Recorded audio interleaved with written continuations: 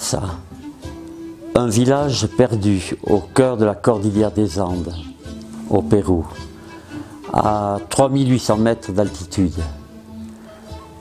Les habitants sont des Indiens Quechua, ils sont descendants des Incas. Et à peine à une journée de marche, on arrive déjà au pourtour de l'Amazonie. Et c'est là qu'existe le foyer à Lincausa. La région de Coassa, c'est une région agricole et les gens travaillent dans les mines aussi. Ils ont toujours travaillé dans les mines, mais ces dernières années, la mine est devenue vraiment quelque chose de très dominant. En 1998, Sylvia et moi avons lancé ce foyer. Il y avait beaucoup de jeunes qui vivaient seuls. Ils venaient étudier au collège et ils vivaient tout seuls. Et on a pensé que ça serait bien qu'ils aient un lieu de vie. Alors, le foyer est organisé, on essaye de former ce qu'on dit la tête, les mains et le cœur. Une éducation complète. Dans la journée, ils vont au collège, il y a 2 collèges dans le village de Coassa, et on fait des ateliers avec eux, on fait tout l'accompagnement pour qu'ils apprennent à être responsables, à prendre des décisions, à être heureux, à vivre une vie équilibrée, une vie démocratique entre eux.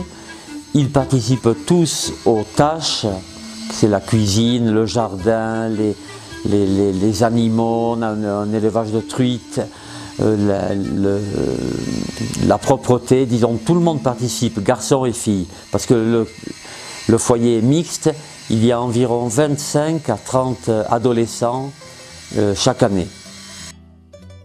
En 2018, ils étaient 28 jeunes au foyer. Ils ont dans l'ensemble entre 11 ans et 17 ans, le temps d'aller au collège. La vie au foyer est toute simple, l'alimentation aussi, c'est pas un foyer de riches. Ce qui est tellement important pour nous, c'est de les accompagner dans leur vie quotidienne face à tellement de problèmes qui sont les leurs, comme partout dans le monde, les problèmes que peut avoir un adolescent, avec une différence que ce sont des jeunes qui travaillent, pendant toutes leurs vacances ils travaillent, actuellement c'est les grandes vacances par exemple, beaucoup d'entre eux sont dans les mines d'or et ils travaillent, c'est un travail très dur, très dangereux. Et avec beaucoup de risques, non seulement des risques physiques, mais l'alcoolisme, la prostitution, la violence. Donc, ils ont besoin d'être soutenus, d'être accompagnés pour les aider à faire des choix. À Coassa, il fait froid parce qu'on est en altitude. Souvent, le matin, dans les pièces, il y a 10 degrés, 12 degrés et on n'a pas de chauffage. Un des problèmes que l'on a, un problème matériel, c'est qu'il y a très souvent des pannes de courant, comme on est au bout de la ligne. Et alors on a un petit moteur, mais qui est vieux, il a 35 ans je pense environ, et il ne donne pas suffisamment d'énergie pour quand il n'y a pas de courant pour la bibliothèque, pour qu'ils puissent faire leurs devoirs, pour aller au réfectoire, pour les dortoirs. Donc c'est ce qu'on avait demandé à Pérou Peuple Jeune, s'ils pouvaient nous aider pour acheter un groupe électrogène, un moteur. Et ça serait une grande aide parce que le moteur qu'on a actuellement, il est trop âgé, fatigué et il ne suffit pas pour ce dont on a besoin.